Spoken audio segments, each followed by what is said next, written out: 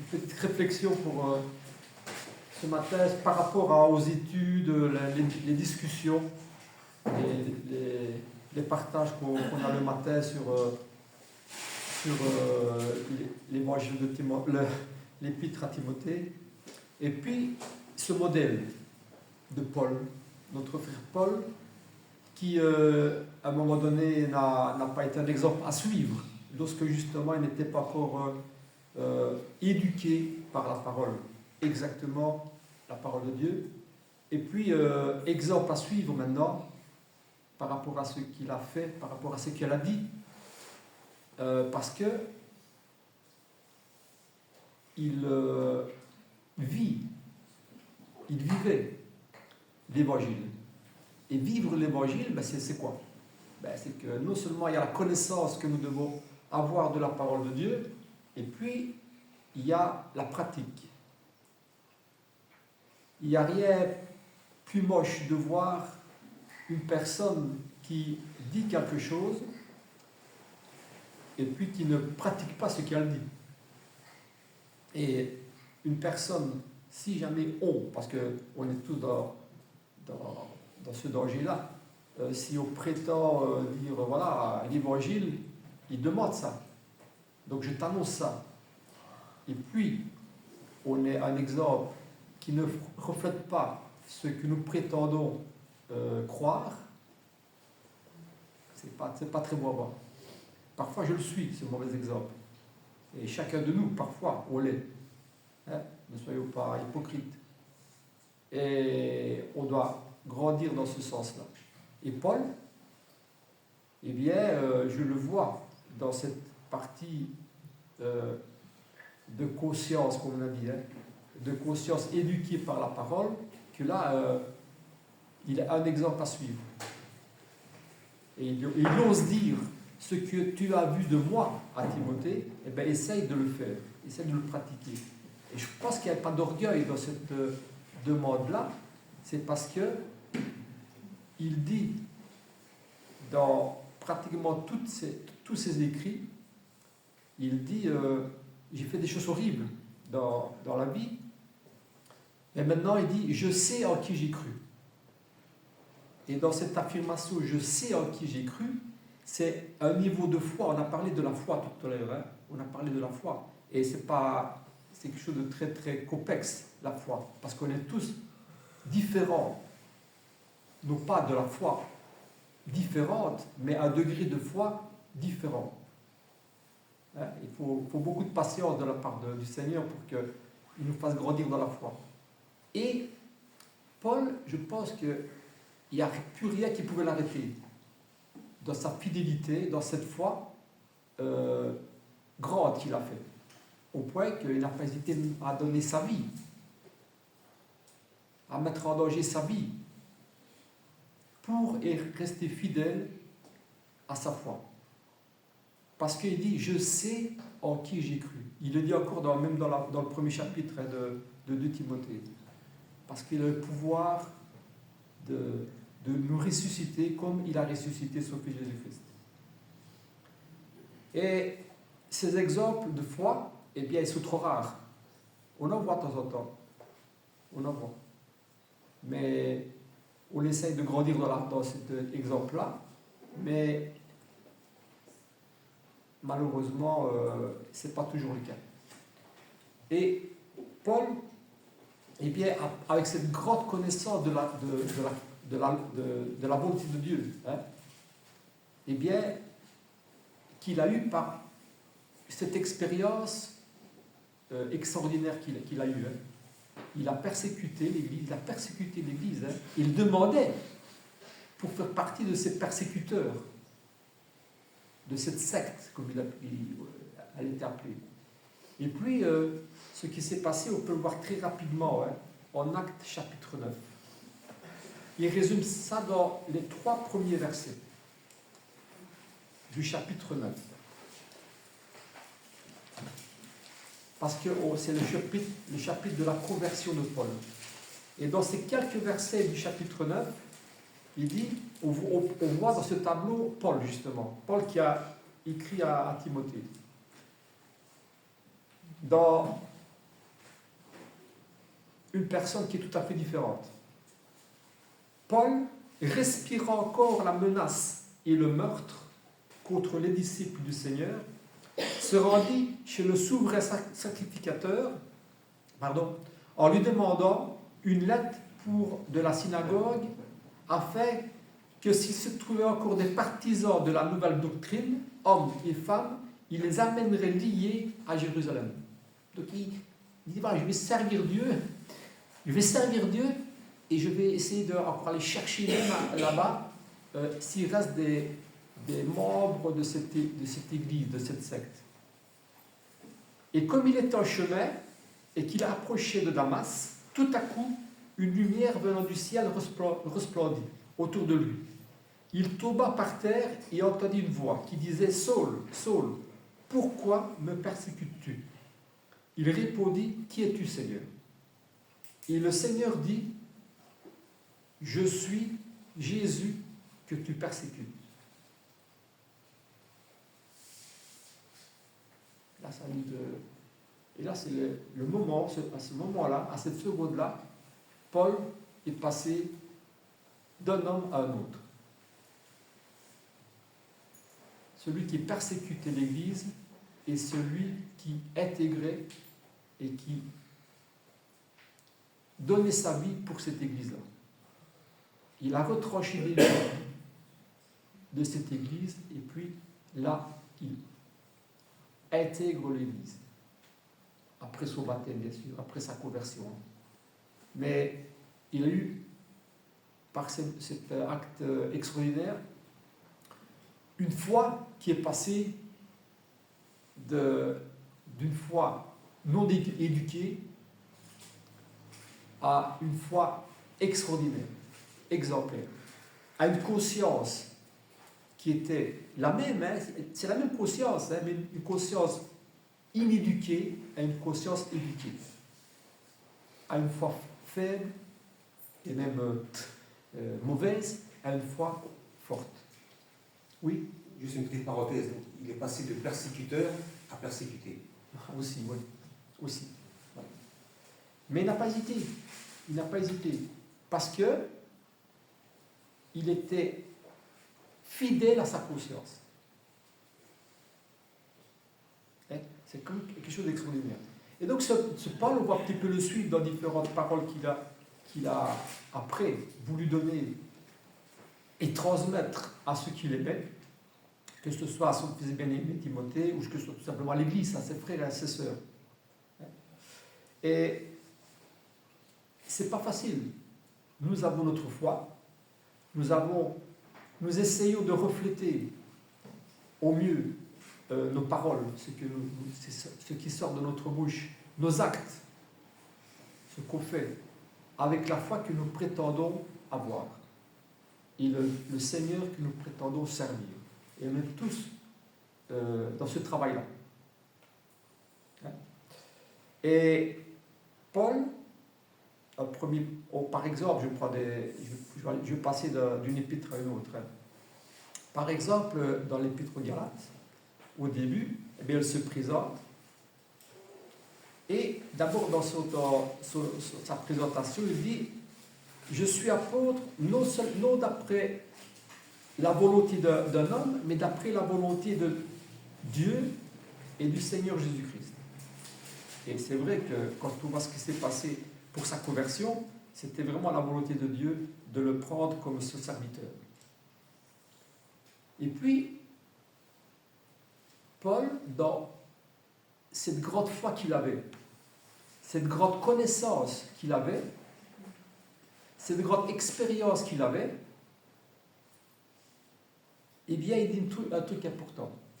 Il dit au verset 8 et 9 du chapitre 1 de Galates, il dit, bon, je vous transmets ce que je sais, je vais essayer de transmettre aussi cette foi que j'ai, parce qu'elle est fondée. Je sais en qui j'ai cru, et puis j'essaie que vous ayez aussi cette certitude.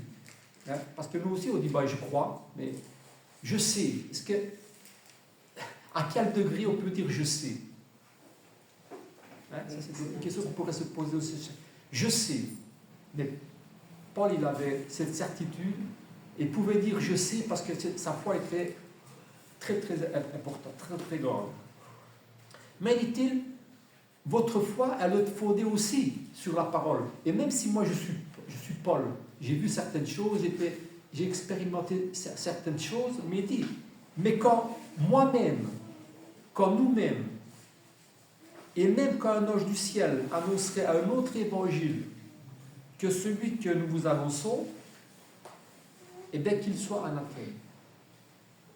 Tout à l'heure, je parlais de... Nous sommes tous élèves et professeurs dans l'Église. Parce que on apprend la source sur la parole, sur l'Évangile. Et Paul il dit, voilà,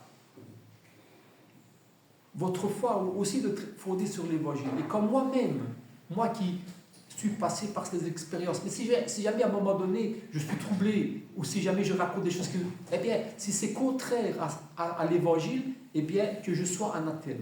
Et même quand un ange du ciel, c'est fort, hein, ça, quand un ange du ciel, quoi qu'il arrive, quelqu'un rentrerait avec des choses extraordinaires qu'il ferait.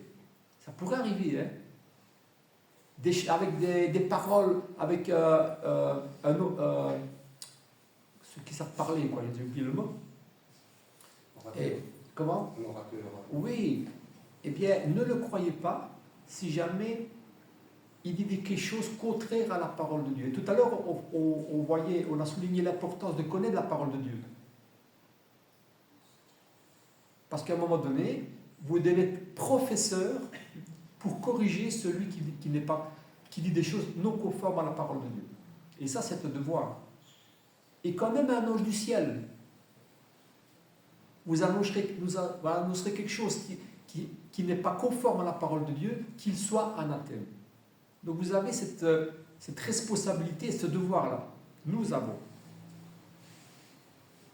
Et Paul, dans son ministère, eh bien, il a dû faire face justement à des catégories de personnes, ceux qui l'ont persécuté, ceux qui ne croyaient pas, mais puis ça s'arrêtait là, ceux qui, même dans l'Église, travaillaient contre ce qu'il disait, ce qu'il faisait. Hein, ça est arrivé aussi. Hein, on voit dans Corinthiens, etc., des problèmes même au sein de l'Église. Et lorsqu'il parlait à la foule, eh bien, il a essayé de trouver le comportement, mais les paroles qui s'adaptaient à l'auditoire. Et nous, on a besoin aussi de demander la sagesse de Dieu. Si jamais je parle avec une personne de l'extérieur, avec un frère ou une sœur, avec une personne, eh bien, on doit demander à Dieu cette sagesse pour trouver des bons mots qui édifient. Mais l'édification, c'est aussi la correction. Parfois, lorsqu'il dit qu'il soit anathème, eh bien, c'est de l'édification dans le sens où on reste fidèle à la parole. Ça peut être une correction. Si je reçois une remarque en me disant, eh bien, tu sais, ce que tu fais, c'est pas juste. Ce que tu dis, c'est pas juste. Eh bien, c'est de l'édification. Parce que moi, dans mon comportement, dans ma réaction, je dois accepter mon erreur. Et inversement. Tout ça, c'est l'édification. Et parfois, il faut du sel. Un peu de sel dans les mots. Un peu de miel dans les mots. Parce qu'on peut dire la même chose d'une façon offensante, négative, qui n'est pas édifiante. Et on peut dire la même chose avec un peu d'odeur, de belle odeur et de beau goût, qui édifie la personne. Hein? Et ça, c'est pas facile. C'est pas facile. Et Paul, il dit, au verset 10, alors, de Galates, il dit, et maintenant, est-ce la faveur des hommes que je désire ou celle de Dieu? Est-ce que je cherche à plaire aux hommes? Si je plaisais encore aux hommes, je ne serais pas serviteur de Dieu. À un moment donné, il faut faire le choix. Il faut cette sagesse pour approcher, pour créer des ponts avec les personnes. Mais à un moment donné, eh bien, on est dans un choix où est-ce qu'on plaît aux hommes ou est-ce qu'on plaît à Dieu? Est-ce que pour plaire aux hommes, je vais affaiblir ma fidélité avec Dieu? Je vais un peu contourner ma conscience. Mais Dieu me demande ça, mais pour plaire à la foule, eh bien, je vais un petit peu transformer la volonté claire de Dieu pour plaire aux hommes. Eh bien, Paul, il n'a jamais joué ce jeu-là. Et nous ne devons jamais jouer ce jeu-là. En 2 Timothée, la suite qu'on va voir, il dit « Je n'ai point honte de l'évangile ». 2 fois, il dit ça. En Romains, il dit « Je n'ai point honte de l'évangile, c'est une puissance de Dieu pour le salut de quiconque croit ». Donc, celui qui croit, c'est celui qui a pris connaissance de la parole. Mais il n'a jamais eu honte de la parole, de Dieu. Et parfois, on a besoin de grandir aussi. Hein? Des petites choses, des petits actes qui montrent notre petite honte. Ouais, c'est pas, ça m'arrive, et peut-être ça vous arrive aussi. Voilà, tout ça, c'est à travailler. Il dit, si je plaisais aux hommes, eh bien, je ne serais pas serviteur de Dieu. Mais, cette foi que j'ai au verset 12, a été fondée par cette révélation de Jésus-Christ. Et ça fait référence à Actes chapitre 9, sa conversion. Il n'y a plus de doute chez lui. Il n'y a plus de doute. Et le choix, il est fait. Mais, dans la diversité de foi qu'on a, dans l'Église, on ne parle pas à un comme on parle à l'autre. Ça n'a pas être contradictoire par rapport à la vérité. Mais je ne m'approche pas d'une personne comme... Et c'est vrai, c'est mon cas. Je ne m'approche pas d'une personne comme je m'approche d'une autre personne. Parce que je sais qu'il y a des sensibilités différentes, des cultures différentes peut-être, il y a des niveaux de foi, des sensibilités, il y en a qui sont très... Voilà, qui prendraient directement ça en mal si jamais je fais une remarque, donc je vais l'approcher différemment. Et puis Paul, il dit, par exemple, dans cette liberté que Dieu nous a donnée, parce que nous sommes libres de beaucoup de choses, et Paul était vraiment libre de beaucoup de choses, et bien malgré sa foi, malgré cette liberté qu'il savait et qu'il reconnaissait, offerte par Jésus-Christ, eh bien il dit, alors en 1 Corinthiens chapitre, je vais prendre un verset, en 1 Corinthiens chapitre 9, verset 18, il dit, bien que je sois libre à l'égard de tous, je me suis rendu le serviteur de tous afin de gagner le plus grand nombre. C'est pas contradictoire ça. Hein? Il était libre, hein? Il était plus libre que nous, Paul. Eh bien, parfois, par rapport à l'auditoire qu'il avait devant lui, par rapport à ce désir d'édifier plutôt que de détruire, parce que quand le pôle est cassé, on n'a plus de relation avec la personne. Mais là, il essayait de créer des ponts avec les personnes. Et il savait que la personne en face avait des problèmes. Il fallait il était au début, il fallait qu'elle grandisse. Il y avait il fallait qu'on soit enseigné, éduqué, hein, comme on l'a dit tout à l'heure. Eh bien, et parfois la liberté qu'il avait de manger ce qu'il voulait, d'agir d'une certaine manière, parce que le Christ l'avait rendu libre de beaucoup de choses. Et bien parfois, bien que je sois libre, eh bien il dit, je me suis rendu serviteur de tous afin de gagner le plus grand nombre. Avec les Juifs, je me suis fait juif, afin de gagner les Juifs.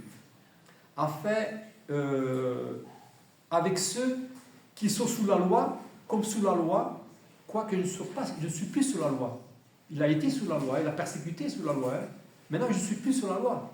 Depuis que je sais que Christ m'a enseigné finalement. Eh bien, parfois, il se met sous la loi. Pourquoi? Parce que si jamais il approche trop sèchement et trop durement ce mur-là, cet obstacle-là, c'est terminé. Eh bien, il s'est un petit peu... Il a trouvé, non pas qu'il a abandonné la liberté que Christ lui a donnée, hein, et l'évangile que Christ lui a donné, mais cette liberté chrétienne a fait qu'il a tout fait pour gagner celui qui était en face de lui. ou celle qui était en face de nous. Et c'est ça qu'on doit essayer d'avoir nous aussi. Ah ben voilà, j'ai bien agi, je l'ai eu, il est par terre, mais je suis resté fidèle. Eh ben, ce n'est pas toujours ce que Dieu nous demande de faire. Hein. Ce n'est pas toujours ce que Dieu nous demande de faire, je crois. Maintenant, on peut en discuter. Mais parfois, je vois ici dans le comportement de Paul, sans abandonner l'évangile, que du contraire, hein, parce qu'il dit qu'il soit anathème si jamais on vous annonce, eux, hein, nous annoncent quelque chose de différent comme autorité. Là, je ne suis pas d'accord. Mais si jamais je peux l'enseigner pour qu'il corrige, comme Paul a été corrigé dans son erreur, eh bien, je dois le faire. Il s'est fait juif afin de gagner les juifs. Il s'est fait comme sous la loi afin de gagner ceux qui sont sous la loi. Afin de gagner ceux qui sont sous la loi. Oui. Avec ceux qui sont sans loi comme sans loi. Quoique je ne sois pas sans loi. Même sans loi. Eh bien, on va discuter. On va en parler de ce problème-là. Afin de gagner ceux qui sont sans loi. J'ai été faible avec les faibles. Verset 22. Je me suis fait à tout afin de sauver de toute manière quelques-uns. Est-ce que c'est... Il a tourné sa veste, comme dans la chanson. Hein, Non, il n'a pas retourné sa veste. La veste était toujours du même côté.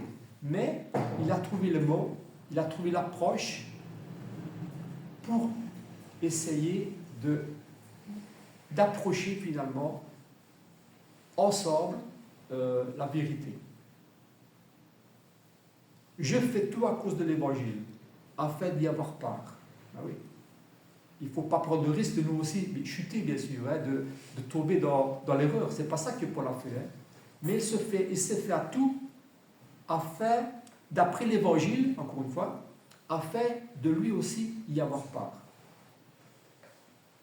Donc c'est compliqué tout ça. De toute façon, on a parlé de la foi, on pourrait faire des études là-dessus. Parce que tout n'est pas noir, tout n'est pas blanc parfois. Hein. Oui, bien sûr, la foi, elle est fondée sur l'évangile qui est très clair. Mais l'approche, le comportement est tout à fait complexe.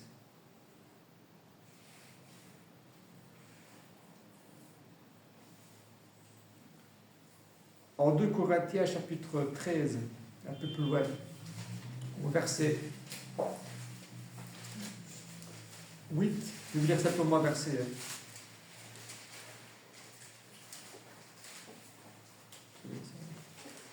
2 Corinthiens, chapitre 13.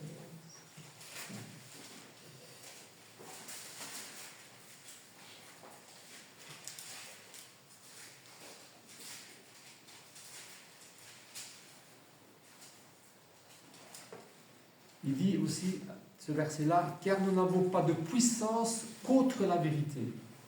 Nous n'en avons que pour la vérité. Nous nous réjouissons lorsque nous sommes faibles, tandis que nous sommes forts. Et ce que nous demandons dans nos prières, c'est votre perfectionnement. Est-ce qu'il se réjouit d'être faible? Non, certainement pas. Mais dans certains cas, il se réjouit d'avoir été faible pour amener les autres au perfectionnement. Voilà. Ça, c'est l'édification. Ça, c'est l'édification. Il dit un peu plus loin, je n'ai pas usé de rigueur selon l'autorité que le Seigneur m'a donnée pour l'édification et non pour la destruction. Au reste, frères, soyez dans la joie, perfectionnez-vous, consolez-vous avec un même sentiment, vivez en paix et que Dieu d'amour, le Dieu d'amour sera avec vous pour l'éternité. Voilà, on pourrait encore beaucoup parler sur ce sujet et voir cet exemple que Paul nous a laissé et surtout la responsabilité que l'Évangile nous a laissée de reconnaître le savoir-faire, je vais dire, comment vais-je dire, la similitude que nous devons avoir entre nos actes et notre parole. Fondée sur l'évangile. Voilà, si quelqu'un veut dire quelque chose, il peut le dire hein, sur cette notion-là. Mais je pense que c'est en relation avec l'étude de ce matin. Et lorsque Paul parle à Timothée ou à l'Église, il nous parle. Il nous parle. Chaque fois, on doit se poser la question, lorsqu'on lit un passage ou des paroles du Seigneur, ou des paroles de Paul ou de Jacques ou n'importe qui, eh bien oui, il parle à Timothée, mais c'est quoi la leçon pour moi aussi? C'est quoi la leçon pour moi aussi? On doit pas être extérieur à ce dialogue. On est concerné par la leçon, par l'exhortation.